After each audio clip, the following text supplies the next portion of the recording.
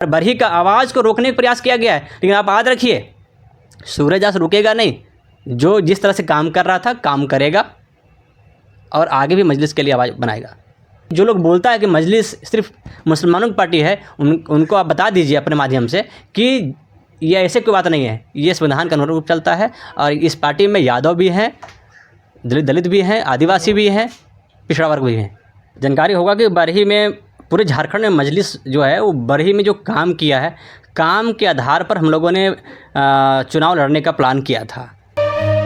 मैं हूं आफ्ताब और आपको बता दें कि इस वक्त देखिए हम बरही विधानसभा में मौजूद है और हमारे साथ है AIMIM के जिला अध्यक्ष। अब मौजूदा समय में बरही विधानसभा की जो स्थिति है, सूरज जी सबसे पहले तो आपका स्वागत है हमारे चैनल।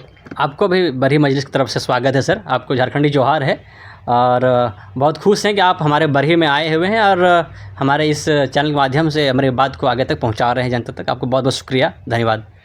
सूरज जी आप तो चुनावी मैदान में बरही में है नहीं, लेकिन कहीं ना कहीं इसके लिए भी कुछ ना कुछ बातें उठ रही है, मार्केट में सुनने को भी मिला। हम जब चर्चा कर रहे थे तो ये बात हमारे मुझ तक पहुंचा, लेकिन अब सवाल ये है कि आपकी पार्टी और आप किसका समर्थन करेंगे बरही विधानसभा में? देखिए, पहली बात है कि समर्थन की बात ही नहीं है।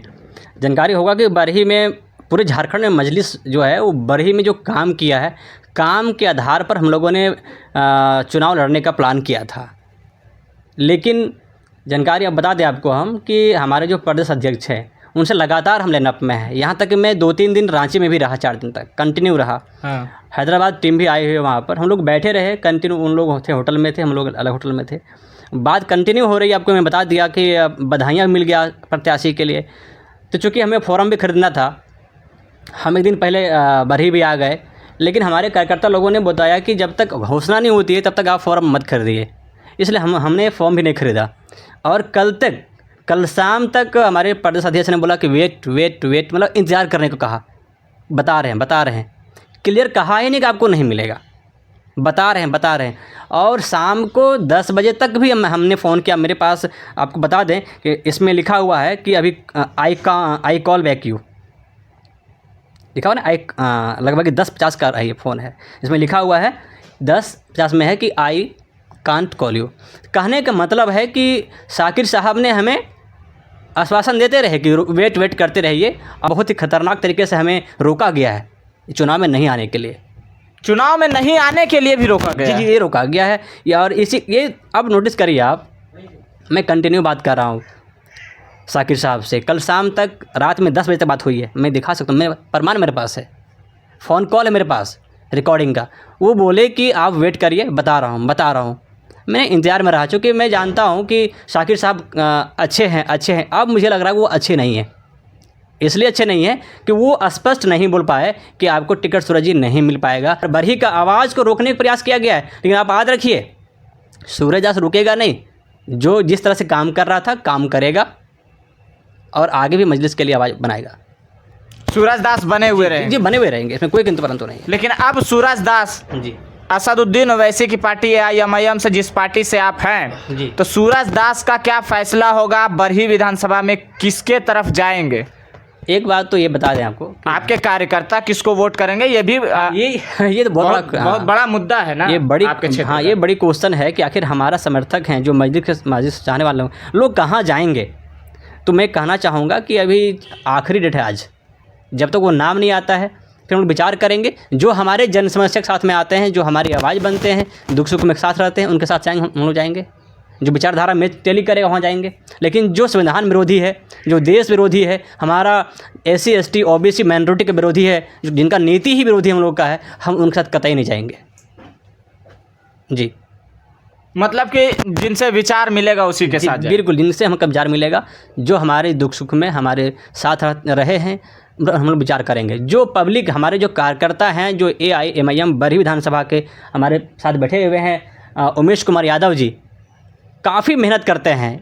आपको मालूम बता दें आपको हमें कि विधानसभा बरही में एक ऐसा उमेश कुमार यादव है जो अकेले दम पर पूरे बरही को आवाज़ उठाता रहता है। यहाँ तक कि अपने दम पर पैसा भी खर्च किया, समय भी दिया, और जिताने के तुरंत अकेला यादव जो अभी जो मिले थे, उनको जिताने के बाद इनके अंदर कोई स्वार्थ नहीं था और उनको छोड़ दिए और मजलिस में आ गए। कोई आदमी ऐसा होता है ना कि चुनाव जिता लिया फिर उनसे फ़ायदा लेने के लिए लोग टिका रहता है, लेकिन उमेश यादव एक ऐसा शख्स हैं जो चुनाव जिता दिए और जिता देने के बाद मजलिस में आ गए। हाँ जी बिल्कुल, अपना पैसा, अपना समय, अपना सारा खर्च मेंटेन करते हुए भी मजलिस में काम कर रहे हैं। मैं उमेश यादव जी को बहुत बहुत धन्यवाद करता हूं जो मजलिस में आए हैं और लोगों को एक सबक दे रहे हैं कि ये जो मजलिस जो पार्टी है वो सिर्फ मीम पार्टी नहीं है। कुछ लोग बोलते हैं ये मुसलमान पार्टी है। कहीं ना कहीं आपकी पार्टी पे तो इल्ज़ाम भी लगता है कि ये मुसलमानों की पार्टी है। ये मैं बताना चाहता हूँ कि बरही विधानसभा पूरे झारखंड में एक लौता ऐसा विधानसभा है जहाँ पर दलित, आदिवासी, पिछड़ा वर्ग, यादव जी या फिर अन्य समाज के लोग भी मिलजुल के काम कर रहे हैं। यहाँ पर कोई भेदभाव नहीं है, यहाँ पर किसी तरह का कोई दिक्कत नहीं है। जो लोग बोलता है कि मजलिस सिर्फ मुसलमानों की पार्टी है, उनको आप बता दीजिए अपने माध्यम से कि ये ऐसे कोई बात नहीं है। ये संविधान के अनुरूप चलता है और इस पार्टी में यादव भी हैं, दलित भी हैं, आदिवासी भी हैं, पिछड़ा वर्ग भी हैं। झारखंड में मजलिस को मजबूत करना है तो शाकिर साहब को बदलना पड़ेगा, चाहे किसी को भी बना दे। जी, चाहे जो भी हो।